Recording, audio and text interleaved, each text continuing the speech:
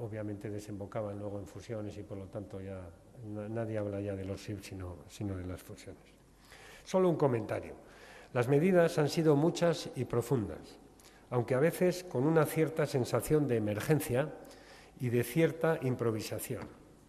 Tampoco los mensajes han sido muy coordinados entre Europa y nuestro país, ni siquiera dentro de nuestro propio país. Ha habido mensajes distintos entre miembros del Gobierno, instituciones privadas, empresas, etc. Bueno, pero finalmente nos encontramos en el último año, en el 2012. Estos datos, además, los tienen en cualquier hemeroteca o en Internet. No voy a insistir mucho en la descripción de las medidas. En 2012, los denominados decretos Guindos I y Guindos II fijan un aumento de las provisiones para establecer una cobertura respecto a los activos problemáticos relacionados con el suelo y las promociones inmobiliarias, así como un colchón de capital para cubrir las pérdidas potenciales asociadas. Todo dicho así, pues parece poca cosa, pero indica que hay que provisionar mucho más, pero muchísimo más, y además hay que tener un capital adicional por si hay evolución negativa, además de estas provisiones, en este tipo de riesgos.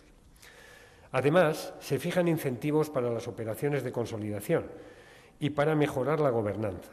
Se establecen las sociedades de gestión de activos, separándolas de la actividad bancaria. Y se fija el compromiso de valoración externa ante las dudas de la calidad de información e independiente, una valoración externa e independiente sobre los balances bancarios ante las dudas, insisto, de los mercados.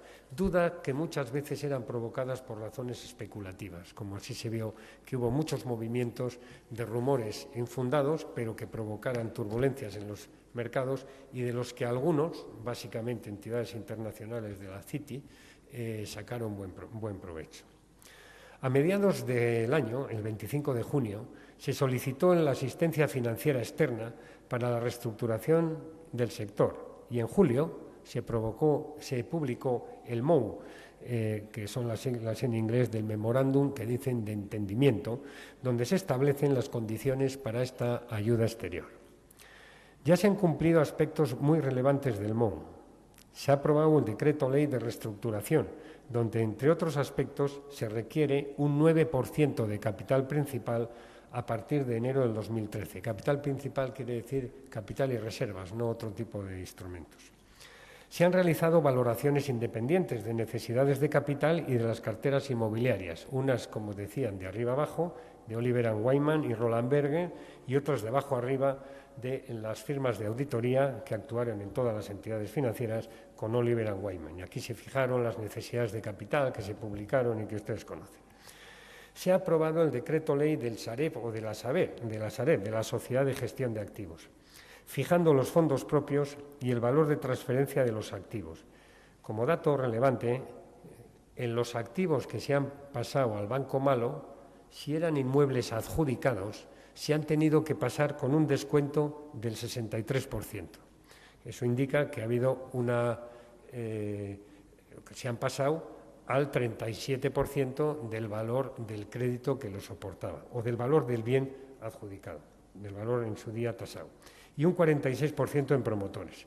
El Sareb gestionará en torno a 55.000 millones de euros, de los que 40.000 corresponden a los bancos nacionalizados y el resto básicamente serán los activos traspasados del Grupo 2. El Grupo 2 es el grupo de entidades, básicamente son todo cajas, grupos de cajas, que necesitando ayudas no han tenido que ser, al menos todavía, nacionalizados. Ya saben que están saliendo los que hoy recibían los 1.900 millones del FROPA viniendo del MEDE. Se han configurado los accionistas, el 55 privado y el 45 público. Hubo una cierta obsesión para la no consideración de estas ayudas como deuda pública, que luego finalmente solo han sido 2.500 millones de ayuda al capital del Sareb por la obsesión de no ser deuda. Y, sin embargo, yo creo que hubiera sido más transparente un banco público exclusivamente que gestionara los activos de las entidades nacionalizadas o similares y que siguiera, digamos, una política más acorde a los intereses del país que a una combinación de competidores dentro, como somos todos los bancos que estamos en el capital. Pero bueno, como pueden suponer, los bancos que estamos en el capital lo estamos por razones no evidentes de rentabilidad. En cualquier caso, el Sareb necesitará un tiempo para estar plenamente operativo. Hoy las entidades cedentes siguen gestionando todavía esos activos hasta que el banco tenga su estructura. Se han realizado ya los desembolsos del sector bancario a través del FROB, 36.968 millones a los bancos y 2.500 al Banco Sareb o al Banco Malo, con las condiciones de ceder las participaciones industriales, de pérdidas para los tenedores de capital, es decir, que los bancos, ya que reciben ayuda pública, esos tienen que ser los accionistas anteriores los que tengan las primeras pérdidas. Las siguientes que tengan pérdidas tienen que ser los tenedores de instrumentos híbridos, como acciones preferentes. El Banco de Valencia debe pasar a CaixaBank, ya está hecho. Las otras entidades deben reducir su balance un 60% para el 2017 y deben centrar su actividad en sus áreas geográficas de origen y en el negocio al por menor, saliendo de los negocios mayoristas y de los negocios para bancarios y de las participaciones industriales. Nova Galicia y Cataluña Bank serán vendidas, o al menos lo intentarán, ya veremos en qué queda el proceso. Al ver estas condiciones, se entienden mejor las medidas que ya están empezando a implantar las entidades nacionalizadas y las que seguirán en el futuro. Verán que están en permanente venta pues, participaciones, tipos de negocio, etc. Se ha producido una importante y rápida reducción del número de entidades, al menos entidades significativas, porque en el sector financiero entidades hay muchísimas, insisto, hay financieras de todo tipo, muy pequeñitas, pero había en el año 2009 51 entidades significativas, en el año 2012, a finales del 2012, quedan 12. Ya veremos cómo queda en el futuro, pero como pueden ver, esto supone prácticamente una reducción del 80% en 3 años. De todas formas, las entidades nacionalizadas suponen solo el 15 o el 20% de los activos, según se considere el conjunto de los activos o solo los domésticos. A pesar de todo el lío y de todas las primeras páginas de prensa y de todas las declaraciones de unos y otros, siendo importante, tampoco es todo el sector financiero el que estaba sometido a una crisis grave que les ha llevado a ser nacionalizados. También esto obviamente ha tenido sus consecuencias en el tamaño medio en este proceso de concentración y en el número de oficinas y en el empleo. Quedan pendientes los ajustes en las nacionalizadas y en algún otro proceso de concentración privado en marcha, así como los correspondientes al Grupo 2. En 31/12 del 2011 había 242.000 empleados.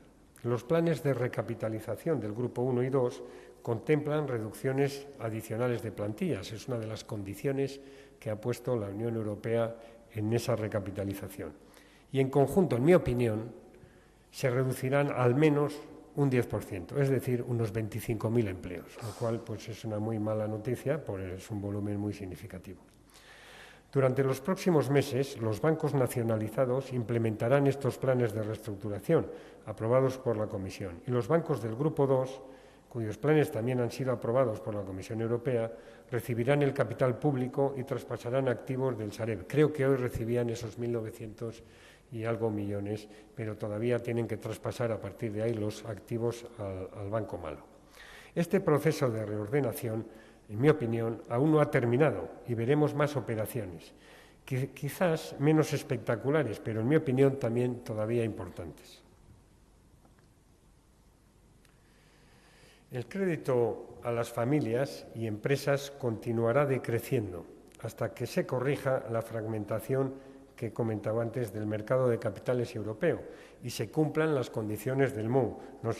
Como pueden ver, aquí están. Vean cómo caen crédito a las familias, crédito a las empresas, crédito a los hogares en vivienda y en consumo. Hay un crecimiento y eso no va a remontar porque todavía la financiación del sector financiero en Europa es claramente más cara y más complicada que la de nuestros colegas del centro y del norte, y además esa reducción del 60% del balance de las entidades nacionalizadas va a llevar a una reducción del crédito. Una parte ya se ha producido al traspasarlo al Banco Malo, pero todavía queda mucha tarea en la reducción de esos balances. Entonces, en conjunto, al margen de políticas individuales, va a seguir la reducción del crédito durante el 2013. Ojalá les pudiera decir otra visión, pero lo veo así. Algo más optimista soy en que a finales puedan verse signos, que no cifras, de que puede mejorar en el futuro. Pueden ahora tomar nota de las preguntas, van a pasar para que hagan preguntas con un papelito. Sí, perdona. Pasar por el medio. Muy bien.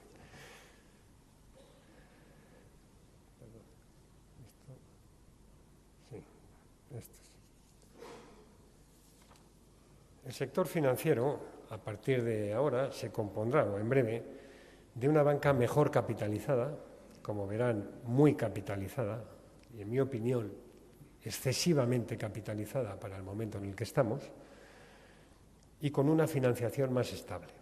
Tendremos una supervisión independiente, con mayores poderes de intervención, así como un modelo de gestión de banca más retail y menos interrelacionado. Se regulará el régimen de fundaciones de banca, que hoy me comentaba la vicepresidenta que ya estaba en curso el anteproyecto de ley.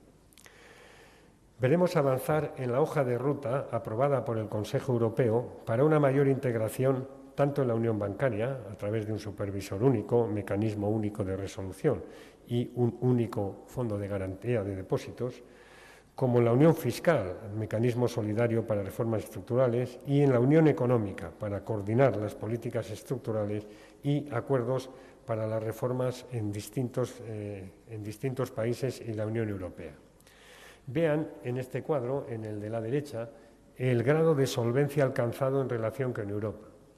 Está muy bien, eso indica el capital y las reservas, que son los fondos propios, comparado con los activos bancarios. Y vean que en nuestro país la línea roja es muy superior, y estamos hablando del conjunto de volumen de créditos ponderados con su riesgo, y que son cifras gigantescas, y estamos hablando de una diferencia que se ha acelerado y se ha acrecentado del 2009 en adelante. Esto está muy bien desde el punto de vista de solvencia, pero esto indica el esfuerzo que se ha tenido que realizar de fortalecer los fondos propios, y como explicaré luego más adelante, ha sido a costa de la reducción de los créditos, no ha sido a costa de aumento de los capitales.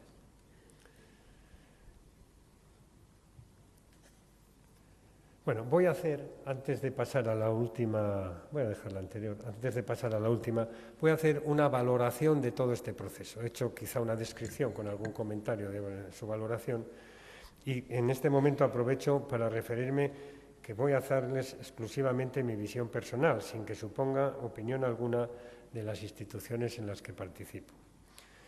Las necesidades de saneamiento del sector han afectado finalmente a un 20% o a un 15%, depende cómo se mida, del mismo. Porcentaje importante, pero muy lejos de justificar la alarma que se produjo en los mercados y que sembró dudas sobre el conjunto del sector. Primero había, hemos visto, un 15 o un 20% del sector financiero que necesitaba ayudas, pero el no actuar contundentemente hizo que ese miedo se pasara a ser sobre el 100% del sector, con lo cual se puso en cuestión todo el sector financiero. Y a raíz de ahí, incluso sobre el país y su deuda soberana, con todas las actuaciones que he dicho antes de las agencias de rating. Si hubiéramos reaccionado pronto, con más transparencia y contundentemente, quizás se hubiera evitado la crisis de todo el sector y del país.